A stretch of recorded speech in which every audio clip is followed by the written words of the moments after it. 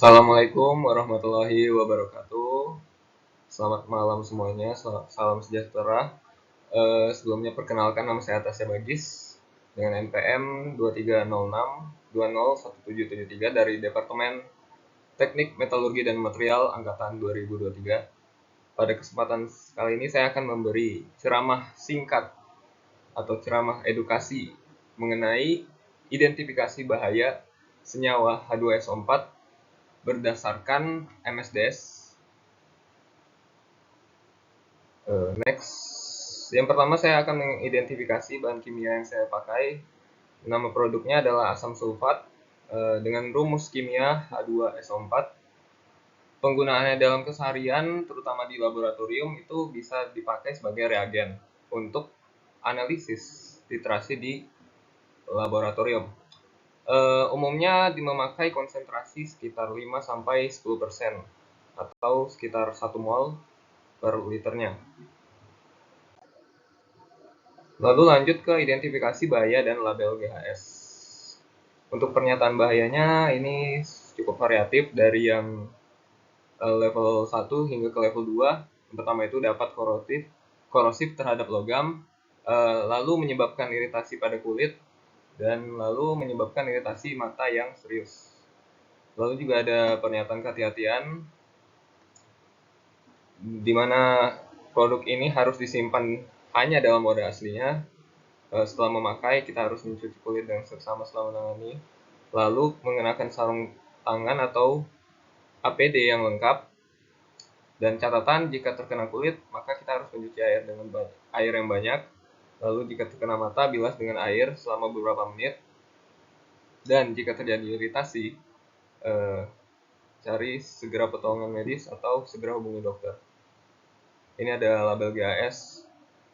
Bisa dilihat di sini logonya adalah cairan yang bersifat korosif terhadap logam dan juga sangat mengiritasi kulit. Next, tindakan pertolongan pertama apa yang bisa kita lakukan apabila terpapar cairan ini. Yang pertama, apabila terhirup, kalau bisa segera keluar dan menghirup udara segar. Dan apabila terkontak dengan kulit, bisa kita melepaskan segera semua pakaian yang terkontaminasi, lalu kita membilas dengan air. Dan apabila terkontak dengan mata, segera bilas dengan air yang banyak, lalu hubungi dokter mata. Dan apabila kita sebelumnya memakai lensa kontak, itu bisa kita lepaskan lensa kontaknya terlebih dahulu. Dan apabila tertelan, minum air yang banyak, lalu periksakan ke dokter. Next. Dan bagaimana cara penggunaan yang aman dan tata penyimpanan H2SO4 ini. Yang pertama, untuk melindungi mata dan wajah, kita harus menggunakan safety goggles. Lalu untuk melindungi kulit, kita bisa menggunakan sarung tangan karet nitril. Untuk melindungi tubuh, kita memakai APD yang kalau bisa itu tahan terhadap asam.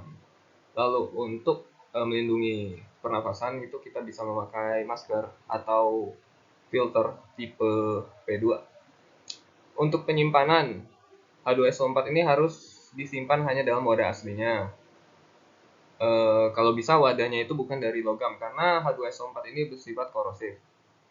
Terus kita harus menutup rapat setelah digunakan. Terus catatan, ini sedikit catatan, kalau bisa menghindari kontak dengan yang pertama air, terus ada logam, terus amonia, basa, asam kuat lainnya, logam, alkali tanah, senyawa alkali, campuran logam, dan lain-lain. Next, penanganan apabila terjadi tumpahan dan kebocoran. Yang pertama, kita bisa melakukan evakuasi dan peringatan. Yang kedua, kita memastikan bahwa APD itu sudah lengkap. Yang ketiga, kita mencegah penyebaran dengan cara apa? Dengan cara isolasi. Yang keempat, kita serap dan netralkan. Yang kelima, kita mengumpulkan limbahnya. Yang keenam, baru kita sterilkan area. Next, tata cara pembuangan limbah. Sebelum dibuang, pastikan melakukan netralisasi agar pH cairan limbah ini bisa kembali netral. Terus jangan buang ke saluran pembuangan tanpa ada izin yang jelas. Lalu kita harus menyerahkan ke unit pengelola limbah B3 sebab cairan asam ini bisa berakibat fatal, yaitu bisa merubah pH pada lingkungan perairan. Dan catatan yang penting itu pelepasan ke lingkungan itu harus dihindarkan, lalu mengikuti regulasi pembuangan limbah kimia setempat. Next. Yang terakhir adalah kesimpulan dan pesan keselamatan. Asam sulfat ini adalah bahan kimia berbahaya yang bersifat korosif pada logam dan menyebabkan iritasi pada kulit dan mata. Selalu ingat untuk menggunakan APD lengkap, simpan dalam wadah non-logam, tertutup rapat dan jauh dari logam atau senyawa-senyawa asam maupun basa lainnya. Apabila terpapar, sebisa mungkin, sesegera mungkin membilas dengan air. Limbah harus dinetralkan sebelum dibuang, dan yang terakhir selalu membaca MSDM atau Material Safety Data Sheet sebelum bekerja dengan bahan kimia apapun.